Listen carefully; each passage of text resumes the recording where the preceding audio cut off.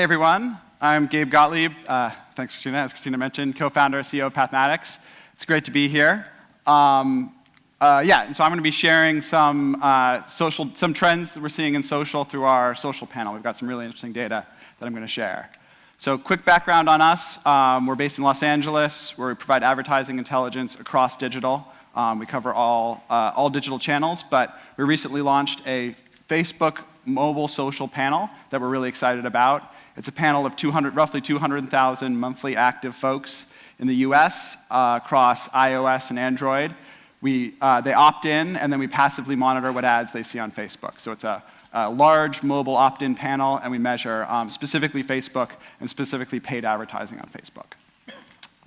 So I just dive right in on trends, show you what we're seeing in the market.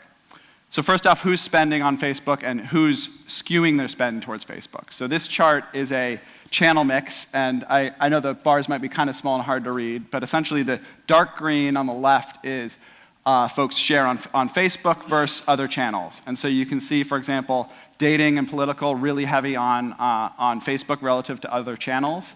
I think the political comes as no surprise given the recent controversies we're seeing. And then laggards in the space tend to be financial services, computers and consumer electronics. Financial services tending to rely a lot on kind of traditional digital channels. Probably not surprising given kind of the regulatory nature that they live in. And then, so what tactics are these folks using on Facebook? What post types are they running, et cetera? So we see, this chart are the different types of posts that folks are using on Facebook, all again paid. And all mobile. So the ones on the left are more text-oriented, and I'll show you some examples of these. The link post or the photo posts, and then the aqua is video, and then the brown is carousel. And so you can see political, business, real estate using those kind of text and photo posts, whereas CPG down at the bottom, unsurprisingly, running a lot of video, kind of classic CPG campaigns that you would expect. And then we see dating running what are called carousel posts. So those are posts where there's multiple photos. I'll show a couple examples of those, but obviously very well suited to the dating category. So what does this look like in practice? I like the trends, but I also like seeing actual examples that we see in the market. So we thought first we'd dive into what we're calling the diaper wars, Pampers versus Huggies. What kind of tactics are these two big CPG advertisers using? So Pampers is running a very video-strong campaign. Roughly 90% of their posts are videos. Now this is a little misleading because some of them aren't what you'd think of as the 15-second spot you see on TV. Some of these have very subtle movements. So I don't have a motion example, but what you can see with the one on the left, all you see when you scroll through your feed is the mom just kind of slowly rubbing her baby, and there's like just a nice little motion, almost like an animated GIF. It's a really great kind of mobile-first application of video, and it fits really well in the news feed. The other one, the 3 a.m., the slider goes back and forth, so you can see the little girl kind of, fussing at 3 a.m. or sleeping. So it's really nice, kind of as you're scrolling through your feed, you see this great video, get a good, definitely awareness impression, right? These campaigns are all about awareness. These are all top-of-funnel campaigns.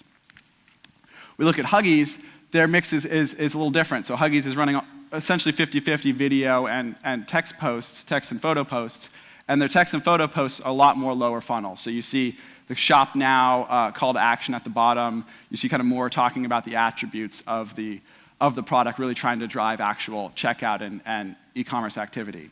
We see that again with what are these posts targeting? So these are the landing pages of the post. So what is the post trying to drive? Again, Pampers just driving this awareness within Facebook, whereas Huggies, almost 50% driving right to a checkout, right to an e-commerce action. Pampers outspending Huggies about 2 to 1, but then if you take the kind of targeted e-commerce spend, Huggies outspending Pampers 20 to 1. So so I think the trend here is interesting. The trend is know your objective, right? I'm not saying that Pampers is doing a good campaign or bad campaign or either of these. I'm not judging. These are both great campaigns, but they're very different objectives. So you can accomplish both of these objectives in social. Just know what objective you're going for. Another example is the razor wars. So we've got Gillette, the incumbent, versus two upstarts, though Dollar Shave probably less of an upstart now that they're owned by Unilever. So Gillette versus Dollar Shave and Harry's. Dollar Shave dominating the spend in this platform, running over $23 million in the last 12 months on Facebook compared to Gillette and Harry's kind of single-digit million spend. I like Dollar Shave's campaign a lot. It's very kind of native mobile, almost looks like a Snapchat campaign, these long images, kind of amateurish photography, so you're not sure, is this a post that my friend posted, or is this actually an ad? And then they always at the bottom have the call out, the call to action to try the club, claim your $1 free month, and running almost exclusively these photo campaigns last 12 months. Gillette, more classically CPG, the very, very high-end professional photography, running a more mixed campaign, mixed objectives. And then Harry's, kind of a mixture of the two, so professional photography, but kind of the text-heavy creative like Dollar Shave, and then again, always a call to action at the bottom, take 30 seconds to claim your, to redeem your offer. Now, what I found really interesting about this category was the gender breakdown. So since we're a panel, we can see who folks are targeting. We see that Dollar Shave Club is targeting 42% of their posts towards women. And this isn't just women as the decision maker, potentially for a buy within the home, but actually as the end user. So they're talking about ditching the pink razor, don't pay the pink razor tax. So going after a totally new demographic that you wouldn't expect. Whereas Harry's and Gillette classically going after the male demographic, just a couple females. So the second trend is know your audience. Social gives you obviously great tools to target who you want to target, or experiment with new audiences. So clearly Dollar Shave Club has experimented with going after women, and then has had clearly some awesome success with a $1 billion exit to Unilever. So that's all I had time for today. Kind of as a wrap up. Key takeaways, know your category, know your objective, and know your audience. And I'm Gabe Gottlieb. If any questions, I'm gabe@pathmatics.com. Thanks.